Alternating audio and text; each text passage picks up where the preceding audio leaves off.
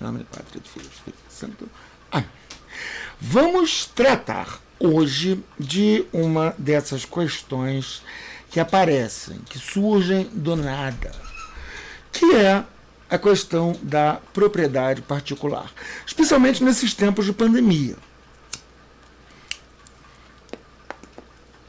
Muita gente caiu no conto do vigário do capitalismo, capitalismo liberal.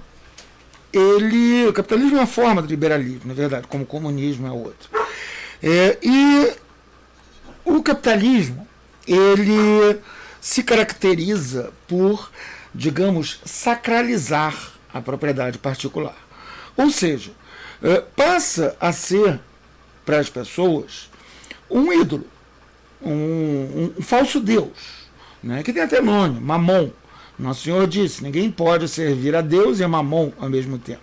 Algumas traduções da Sagrada Escritura botam isso como dinheiro, mas na verdade não é dinheiro, não é qualquer dinheiro, é a acumulação de dinheiro.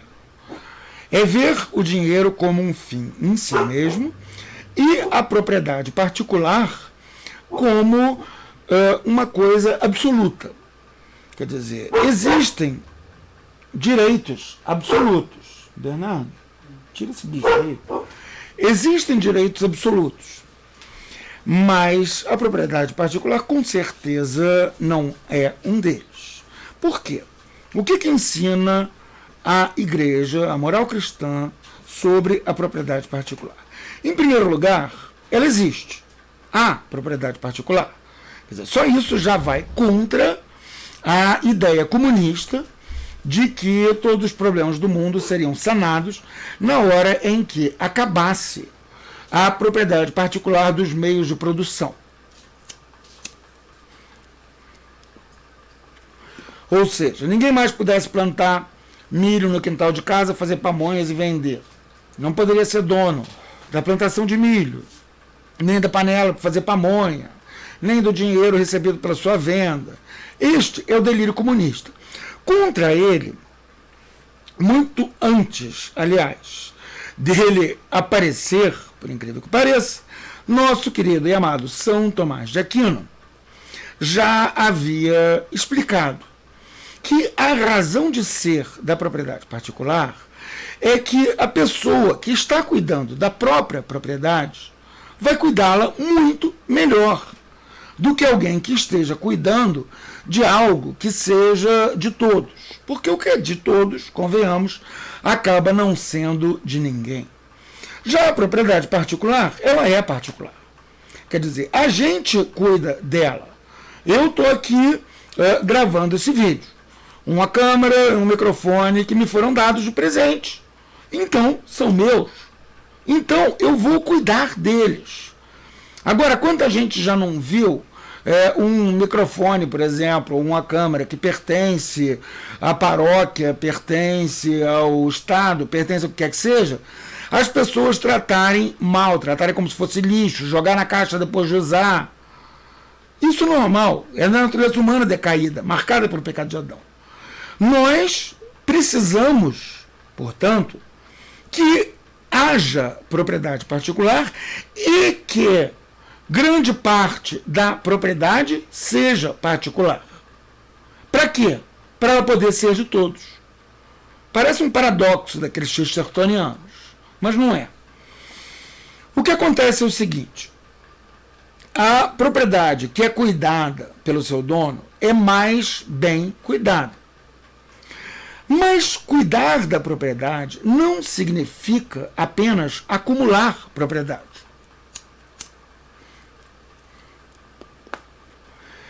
Significa reconhecer que ela tem uma hipoteca social. Ou seja, que a nossa propriedade, os bens que Deus botou na nossa mão, eles não são para nós. Sim, para todos. Ou, melhor dizendo ainda, para Deus. Por quê? Porque para que qualquer ato seja moral, ele deve ter como fim último, como objetivo final daquele ato, daquele uso de um bem, por exemplo, A mesma coisa que é o seu princípio primeiro.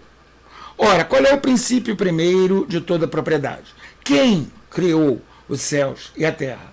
Eu? Você? O Bill Gates? O Trump? Não. Quem criou os céus e a terra é Deus Nosso Senhor. Então tudo que a gente tem é para Deus Nosso Senhor. Eu tinha um amigo, muitos anos atrás, não vejo, faz quase 30 anos, mas que uma vez ele me veio com uma sacada formidável. Ele disse que o problema da nossa sociedade em relação à propriedade foi passarmos do hebraico para o latim e o grego. Por quê? Porque em hebraico, para a gente dizer que uma coisa é minha, a gente diz que essa coisa é para mim. Café Sheli, café que é para mim. Em latim, por outro lado, é o café Carli. Ele muda o meu próprio nome. A mesma coisa acontece em grego. A gente usa o genitivo e então o bem efetua uma transformação na pessoa, no nome da pessoa.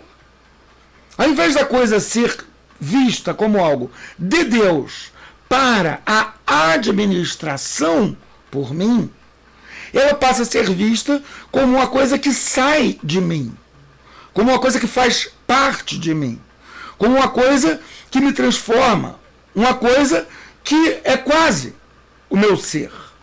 E tanta gente confunde ter e ser, justamente por isso.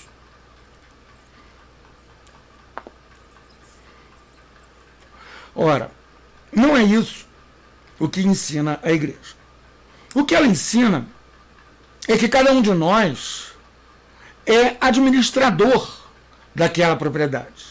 Mas ela é e ela tem que ser para Deus.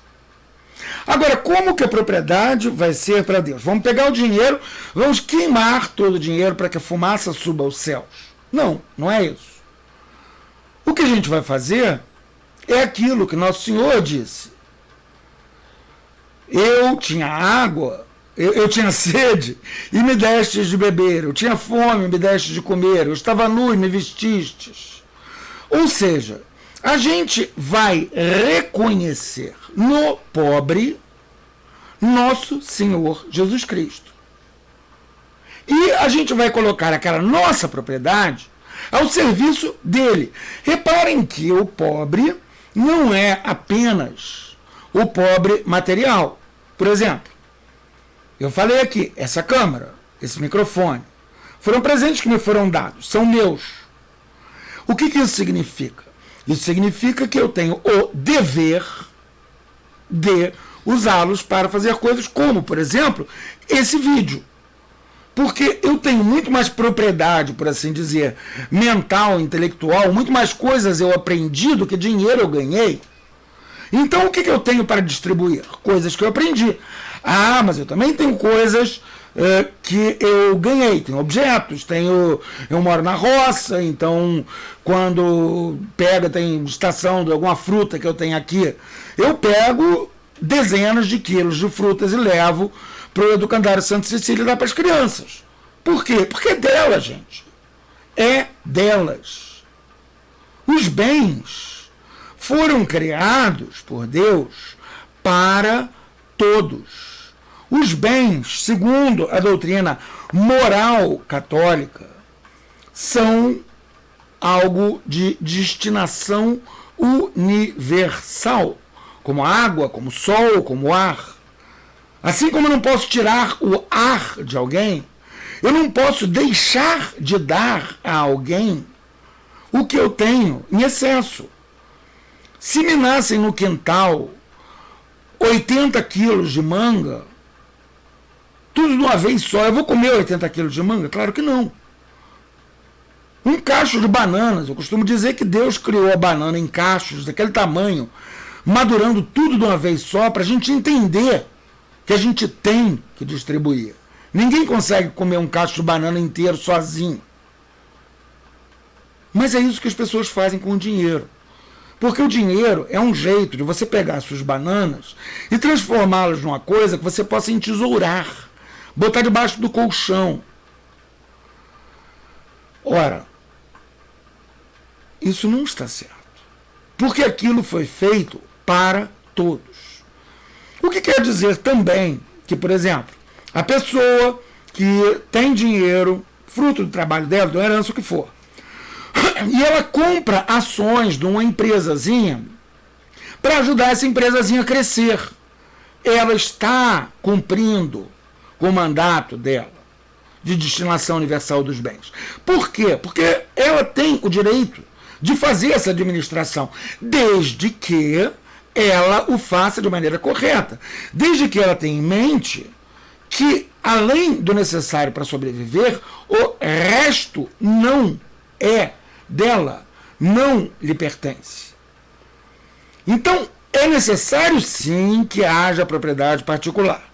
Né? Isso eu peguei, eu até postei no Facebook há pouco, o primeiro e segundo artigo da questão 66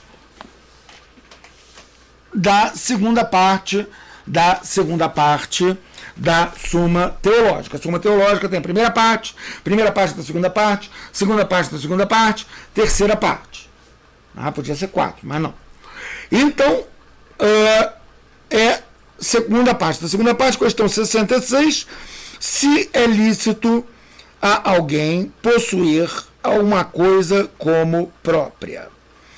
São Tomás ensina que, quanto às coisas exteriores, tem o homem 2 poderes. Um é o de administrá-las e distribuí-las. É disso que eu estou falando aqui.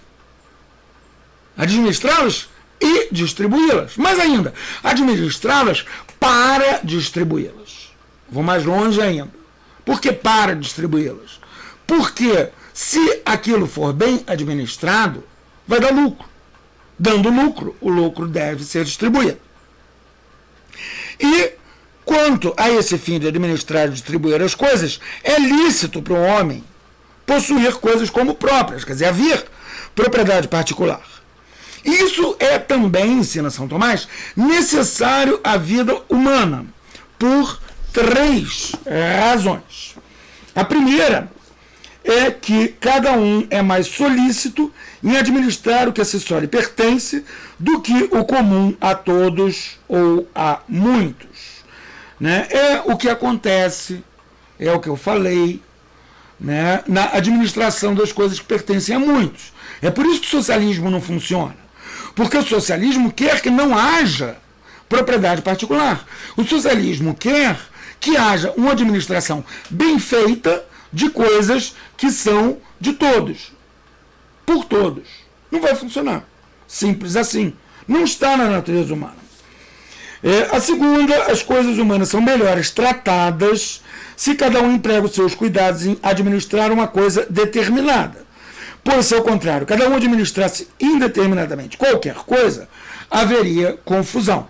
É um belo cala-boca para Marx, mais uma vez, porque os comunistas sonhavam com um dia em que você pudesse ser pianista de manhã e operário na fábrica de tarde com a besteira do gênero. Ora, isso não funciona.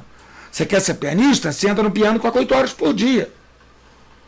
Você quer que aquela horta seja bem cuidada? Cuide daquela horta. Você. Porque o que engorda o boi é o olho do dono. Se cada um fosse, hoje eu vou administrar essa horta, amanhã eu vou administrar essa fábrica, depois de amanhã eu vou administrar essa escola, nada disso seria bem administrado. E é isso que São Tomás nos lembra, e lembrando, 800 anos antes de aparecer o comunismo, ele já dava uma bela carcada na cabeça do comunismo. E terceiro, porque cada um, estando contente com o que lhe pertence, não vai tentar pegar a coisa dos outros. Isso é também outra bela carcada na cabeça dos comunistas. Por quê? Porque o que acontecia nas fazendas coletivas da União Soviética acontece hoje nas fazendas coletivas do MST. As pessoas acabam comendo, sei lá, o milho antes do milho estar no ponto, porque eles sabem que aquele milho vai ser desperdiçado.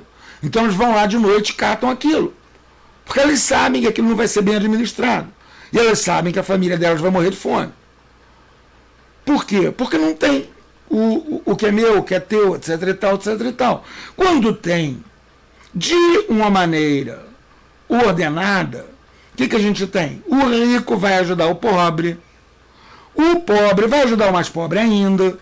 E é isso que acontece, na realidade. O que tem muita gente que não está entendendo é que não se trata de algo opcional, sim de uma obrigação cristã.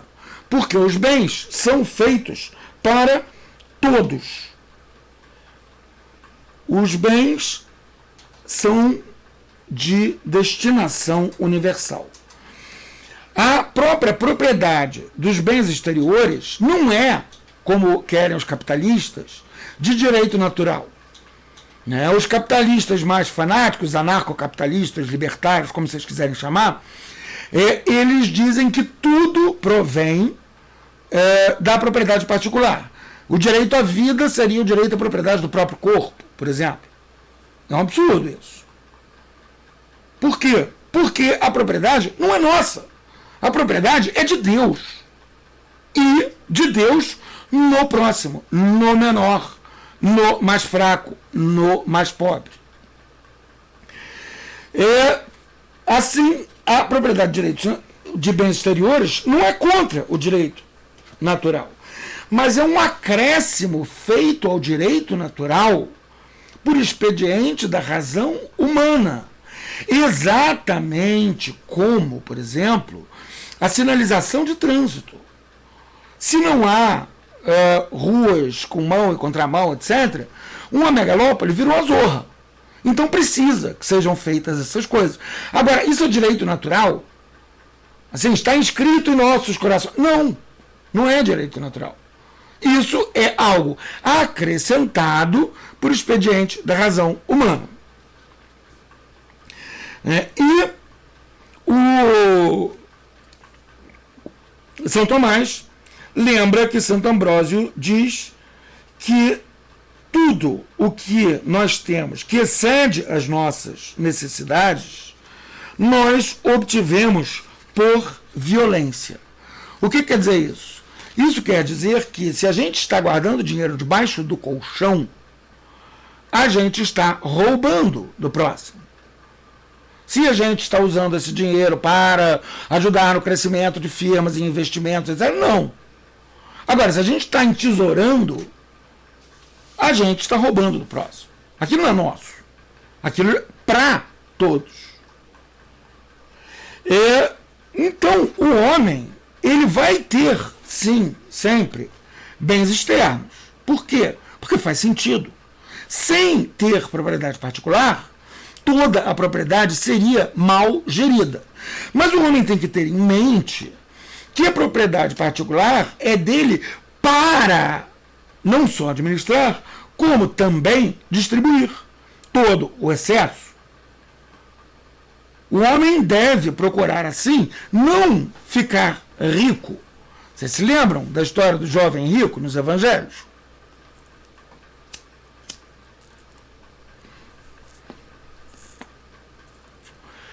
O jovem chegou para Nosso Senhor e disse: o que eu faço para ser perfeito? Nosso Senhor disse: cumpre os mandamentos. Ele disse: esse eu cumpro. Então se você quer ser perfeito, vende tudo que você tem e dá para os pobres. Aí o cara saiu triste. Por quê? Porque ele dava mais valor àquele dinheiro. Porque ele achava que aquele dinheiro era todo para ele e não para os pobres. Resultado, provavelmente foi para o inferno. Só que mortalha não tem bolso. Ou, como disse de maneira ainda mais fantástica o Santo Padre Papa Francisco, eu nunca vi enterro com um caminhão de mudança seguindo atrás. Aliás, na verdade, isso até existe, né? Eu estava lendo outro dia sobre uma imperatriz de sei lá onde, chama Bai, lugar, na China, que foi enterrada 300 anos atrás, sei lá, uns 300, 400 anos antes de Cristo, com um monte de caixões em volta um do outro e um monte de joias, um monte de coisa. Pra quê? Pra nada. Pra nada. A alma dela foi pro inferno ou pro céu, via purgatório ou não, mas os bens exteriores, os bens materiais, a propriedade dela, ficou ali enterrada durante séculos. Para que isso? A única certeza que nós podemos ter nesta vida é que morreremos. E depois da morte vem o juízo. E dependendo do juízo, nós vamos ao inferno ou ao paraíso. Isso são os novíssimos: morte, juízo, inferno e paraíso. O vídeo sobre pandemia e espiritualidade, eu falei mais disso. A questão da propriedade particular, ela faz parte disso, porque ela é uma questão moral.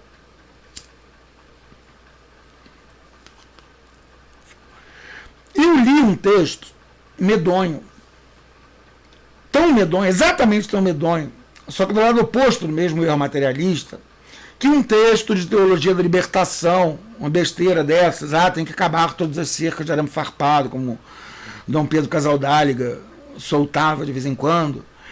É igual isso, só que do lado oposto. Era um texto de um americano capitalista que falava a asneira completa de que não haveria doutrina social da igreja. Seria mentira. Não tem.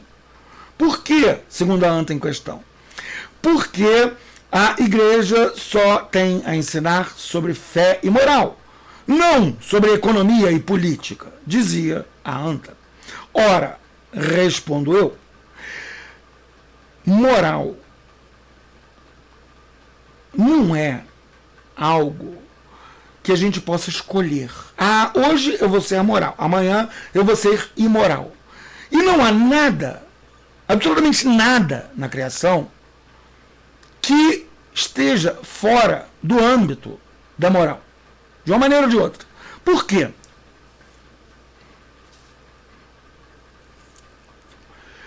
Porque Deus Nosso Senhor criou as coisas em ordem. Deus Nosso Senhor criou um universo ordenado, no qual dois corpos se atraem na razão direta de suas massas, inversa do quadrado de suas distâncias. Ora, esta é uma lei da natureza exatamente igual a não matarás ou a propriedade particular tem destinação universal. É uma coisa só.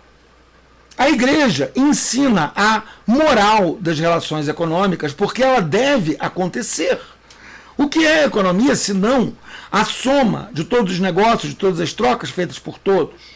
Se ela não tem moral, o que acontece? Acontece, por exemplo, que havendo um público de tarados sequiosos por vídeos de bebezinhos sendo estuprados, vai aparecer um miserável que vai suprir essa demanda, filmando bebezinhos sendo estuprados e vendendo esse mundice na internet. Ou, se quiser, não precisa de bebezinhos sendo estuprados.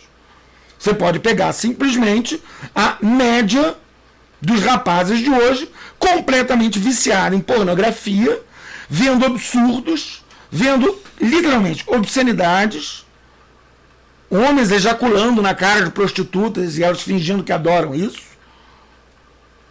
E o mercado se encarrega de suprir uma barbaridade dessas. Ora, onde está a moral da pornografia? A pornografia é imoral. E o mercado amoral vai sempre permitir que haja um comércio imoral, como, por exemplo, negar um trabalhador sua justiça, por exemplo, intitular a riqueza da gente morrendo de fome. A economia e a política, elas não podem fugir à moral. E a igreja tem sim o direito e o dever de ensinar esta moral. A doutrina social da igreja é parte da teologia moral. Então, daí a gente passa para o próximo passo. A próxima besteira que um monte de gente está dizendo.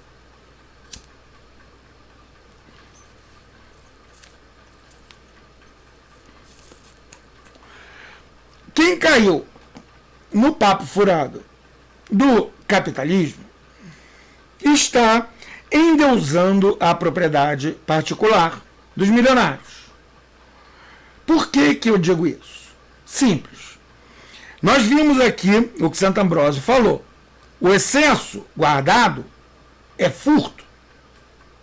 Ora, o Estado tem todo o direito do mundo de catar parte desse excesso. E na hora em que há uma pandemia, em que as pessoas mais pobres, que têm que ganhar durante o dia o que elas vão comer à noite, essas pessoas estão sem conseguir sair de casa, sem conseguir trabalhar, o Estado tem não só o direito, mas o dever de tomar parte desse dinheiro, de cobrar o imposto extra.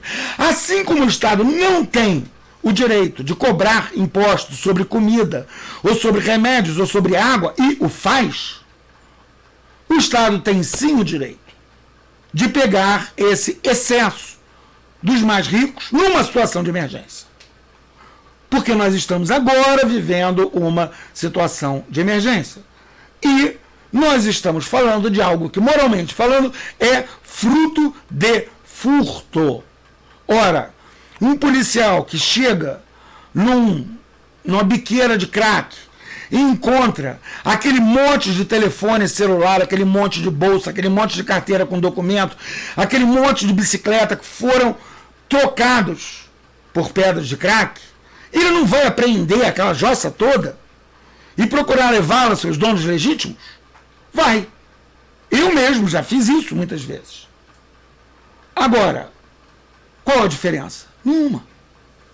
No momento de pandemia, alguém cheio da grana, que não cumpre o seu dever de ajudar o próximo, esta pessoa está furtando. Essa pessoa está igualzinha o viciado ou o cara que faz a receptação das coisas roubadas para trocá-las por droga. O Estado tem sim esse direito. E aí, finalmente, a última besteira é que isso seria impor um dogma religioso à sociedade.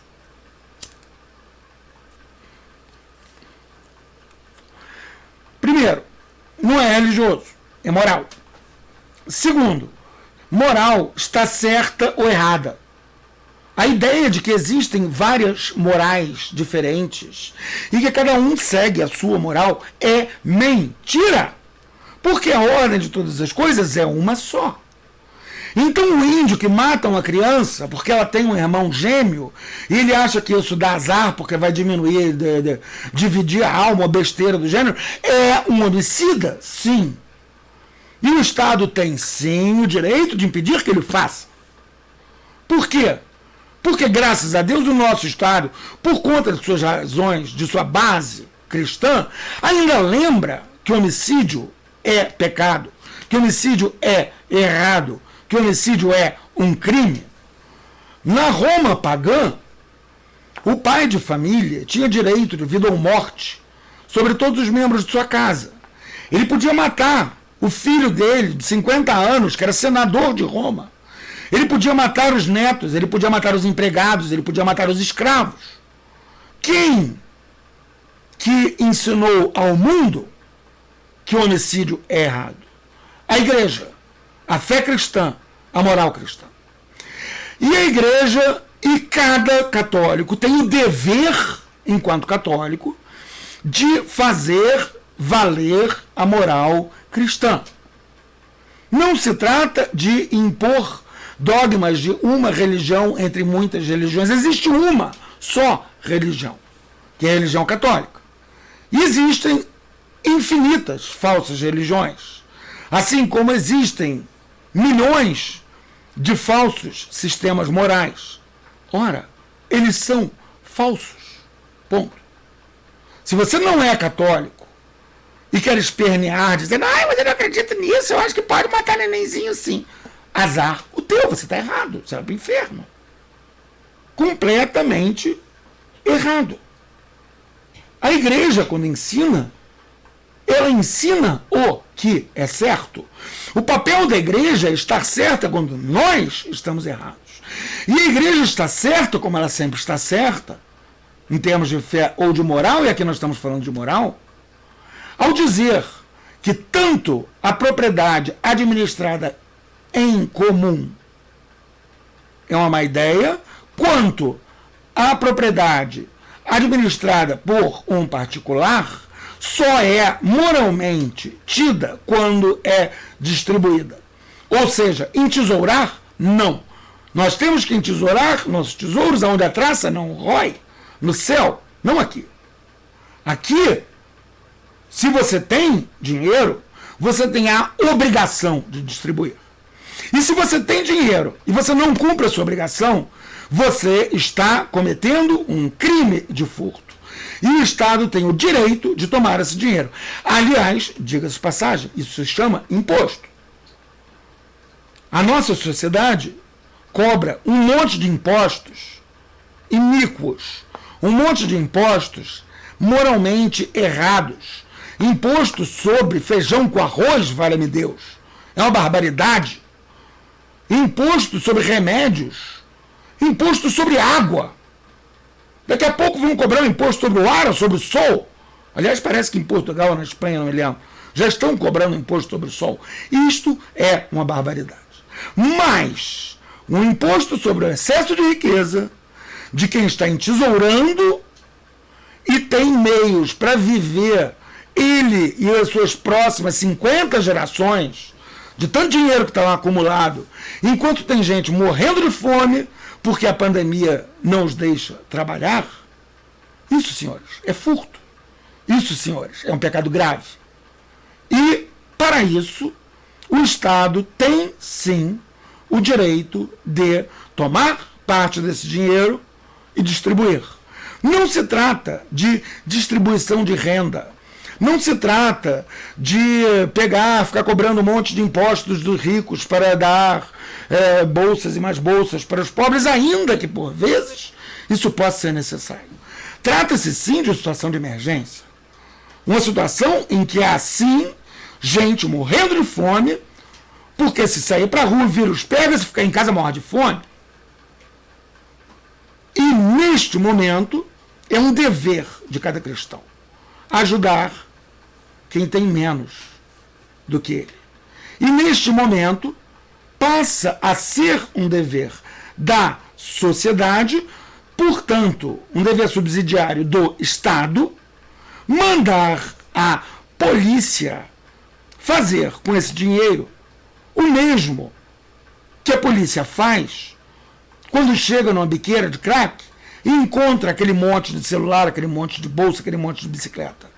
Devolvê-lo aos seus legítimos donos, os pobres. Louvado seja nosso Senhor Jesus Cristo.